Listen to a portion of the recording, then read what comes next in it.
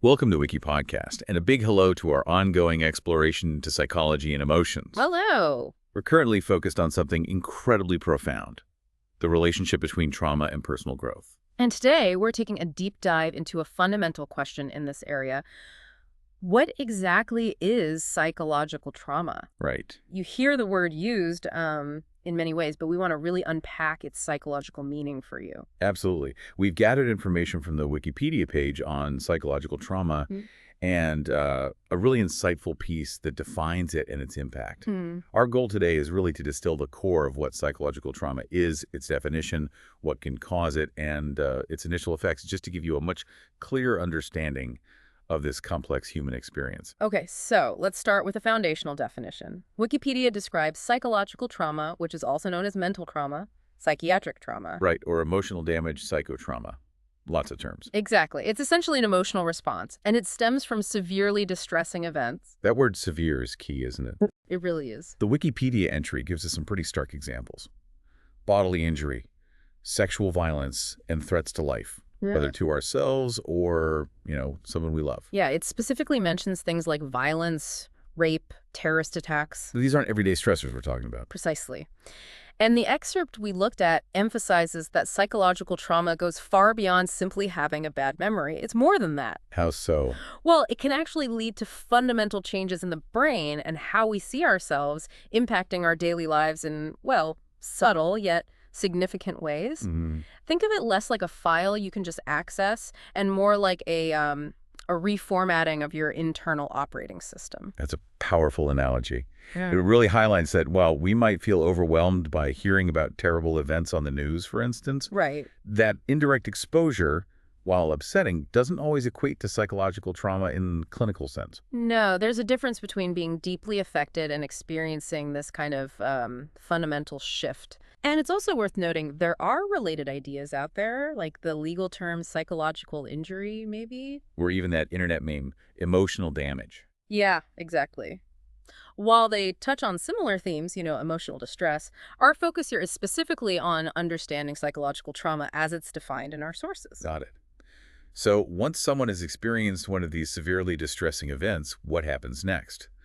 Our sources outline both immediate and longer-term reactions. Okay. In the short term, psychological shock and psychological denial are quite common. Right. Think of psychological shock as your mind's initial way of trying to process something utterly overwhelming, a kind of temporary shutdown or disorientation. Exactly.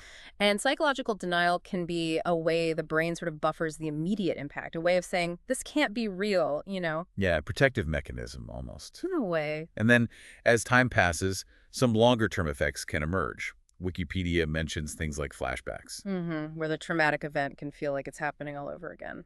And panic attacks, those sudden surges of intense fear. Yes, and sleep disturbances too, like insomnia and nightmares. Nightmare disorder specifically. The impact can extend beyond our immediate emotional state too, can't it? Oh, absolutely. Difficulties in forming and maintaining interpersonal relationships, the development of post-traumatic stress disorder, PTSD, that's a big one. Right. And in some cases, even brief psychotic episodes are listed as potential long-term consequences. No. It's also important to remember that trauma can manifest physically. Our sources note associated symptoms like migraines. Yes. Hyperventilation, excessive sweating, hyperhidrosis, and even nausea. It really underscores how interconnected our minds and bodies are in responding to extreme stress, doesn't it? It absolutely does. Now, here's a crucial point. Our sources make it really clear that people react very differently to similar events. Okay. Just because one person experiences a potentially traumatic situation doesn't automatically mean they will develop psychological trauma. So they might suffer, but not necessarily become traumatized in this specific sense. Exactly. They will likely experience distress, of course, but the long-term impact can vary significantly. Right. Wikipedia highlights that while some individuals do go on to develop PTSD after a traumatic experience, others, thankfully, do not. And this difference can often be attributed to what are known as protective factors. Protective factors like what? Well, these can be inherent to the individual, things like resilience or maybe a generally optimistic temperament. Okay. They can also be environmental, having a strong support system, a willingness to seek help, access to resources. All that can make a significant difference in how someone copes. That makes sense. Let's really try to understand what the experience of trauma can feel like.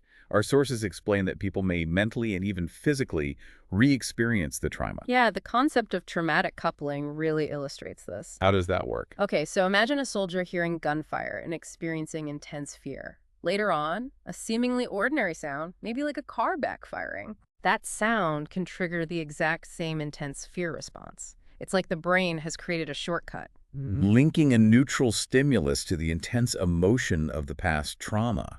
Precisely.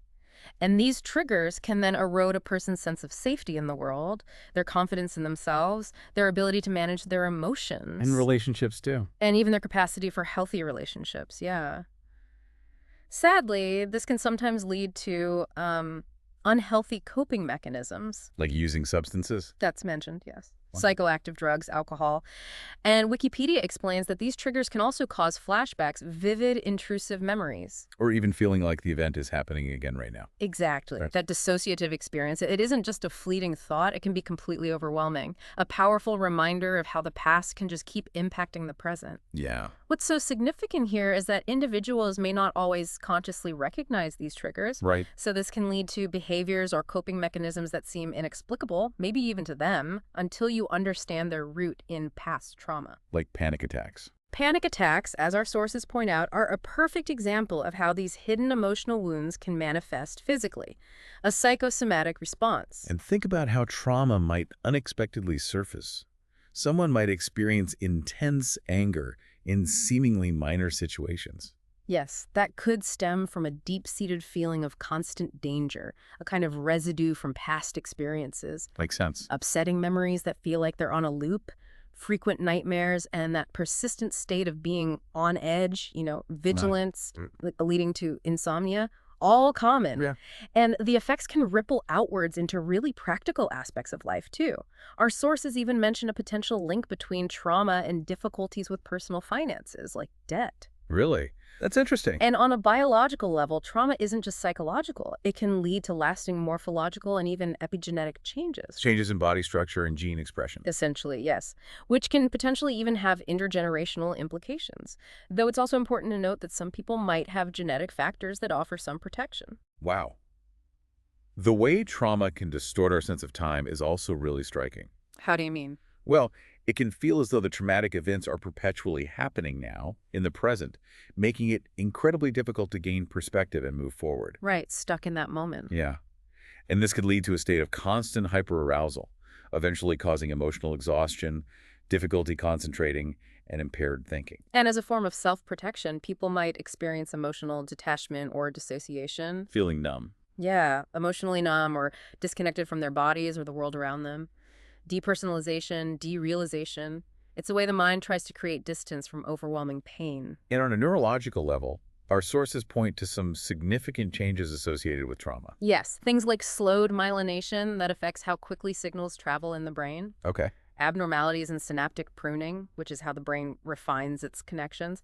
And even a reduction in the size of the hippocampus, which is key for memory. And these changes can contribute to difficulties with thinking and managing emotions. Especially in children whose brains are still developing and might be more vulnerable. Cognitive and affective impairment. So when these symptoms persist, what happens then? Individuals can experience these profound feelings of being permanently damaged, a sense of hopelessness, despair. Even paranoid thoughts. Paranoid ideation, yes. Low self-esteem, a deep feeling of emptiness, and tragically, an increased risk of suicidal thoughts and depression. Their fundamental beliefs about themselves, about the world, can be shattered. It sounds incredibly isolating. It can be. And it's also crucial to recognize the impact on families. Traumatized parents might find it incredibly challenging to help their own children regulate their emotions, especially if the child has also experienced trauma. Creating a potential cycle. Potentially, yes. Ultimately, our sources emphasize that talking about trauma is often incredibly difficult for those who have lived through it. I can imagine. While memories might surface, maybe in dreams or other indirect ways, consciously revisiting and verbalizing these experiences can be immensely challenging. It often requires the support and guidance of a trained professional. Okay, let's turn now to what can actually cause psychological trauma. Yeah. Wikipedia broadly categorizes these causes as human-made, technological, and natural disasters. Right. So examples of human-made traumas include the devastating impact of war, various forms of abuse, violence. Technological and natural disasters might involve serious accidents like vehicle collisions, medical emergencies, or large-scale events like earthquakes or floods. And again, it's so important to remember that how an individual responds will vary greatly. Hugely. Depending on the specific nature of the trauma, their individual background, socio-demographic factors, circumstances, all play a role. Our sources also briefly touch on different behavioral responses to stressors. Yeah, they mention proactive approaches trying to address the stressor head-on, reactive responses aiming to minimize damage after it's happened, and even passive responses like emotional withdrawal. The distinction between a recent, isolated traumatic event and long-term, repeated trauma, especially trauma from childhood, that seems critical too. Absolutely. And our sources suggest that healing can sometimes involve safely revisiting or recreating the source of the trauma, often within therapy. In a safe context. Exactly, in a safe, controlled circumstance. Interestingly, our understanding of trauma is also evolving, isn't it? What? There's a growing recognition of the psychological impact of things like climate change. Yes, as individuals grapple with the uncertainty and the direct experience of climate-related disasters, it's being seen as a source of trauma now. And the ability to process these collective emotions, that's seen as important for resilience. Yes, potentially leading to resilience and even post-traumatic growth when processed collectively. Okay, finally, let's consider the connection between psychological trauma and stress disorders. Our sources explain that all psychological trauma originates from stress. Right, which is a natural physiological response to unpleasant or threatening stimuli. Our bodies react. But the problem comes when stress becomes chronic and overwhelming. Exactly. Then it can have significant negative consequences for both our mental and physical health. Like what? Well, prolonged release of stress hormones like glucocorticoids, suppression of the immune system, increases in blood pressure, even those structural changes in the brain we mentioned, like in the hippocampus. And historically, the impact of trauma, particularly in wartime, had different names, right? Yeah, terms like shell shock or combat stress reaction, early attempts to understand this. So the link between experiencing psychological trauma and potentially developing an acute stress reaction, which might then evolve into PTSD, that's a key takeaway. Definitely. Wikipedia outlines the core symptom clusters of PTSD, that initial intense fear during the trauma. Reliving it. Yes, the re-experiencing flashbacks, nightmares. Then avoidance behaviors, including emotional numbing. Trying to shut it out. Right. And finally, hypervigilance, that persistent state of heightened alertness, being constantly on guard.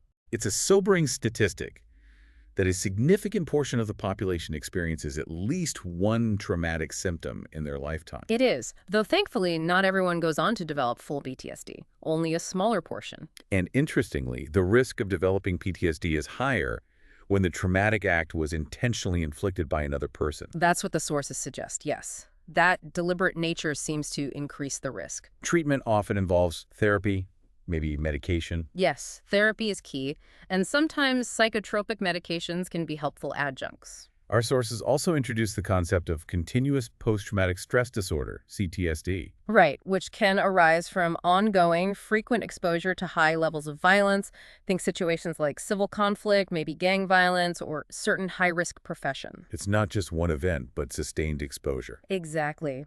And a crucial aspect of healing, regardless of the type, involves confronting the sources of trauma, but in a safe and supported way. It's interesting to note, though, that while immediate debriefing right after a critical incident hasn't actually been shown to reduce PTSD rates. Oh, really? Yeah, but providing ongoing supportive care is still considered standard and essential. And what about children? Well, the impact of PTSD on children is still being fully understood, but educating them about healthy coping mechanisms is definitely proving to be beneficial. Okay. So to bring it all together then, our deep dive has really shown us that psychological trauma is, well, it's a complex and profound emotional response to severely distressing events. Absolutely. And it affects each individual differently, potentially leading to a wide array of both immediate and long-lasting effects. Understanding the multifaceted nature of trauma, from its definition and the various ways it can manifest to the diverse events that can cause it, and the body's response to intense, prolonged stress, That feels really crucial. It truly is. So, as you reflect on this, maybe consider how a deeper understanding of what psychological trauma truly is and its initial impact might reshape how we view not only maybe our own struggles, but also how we, as a society, respond to the deeply distressing events that touch individual lives and entire communities. A really important point to consider. Definitely something to mull over. Thanks for listening. Write us in the comments your opinion on the episode and what other topics you would like us to talk about. Subscribe to the channel to help more listeners reach our episodes. Thank you and have an amazing day.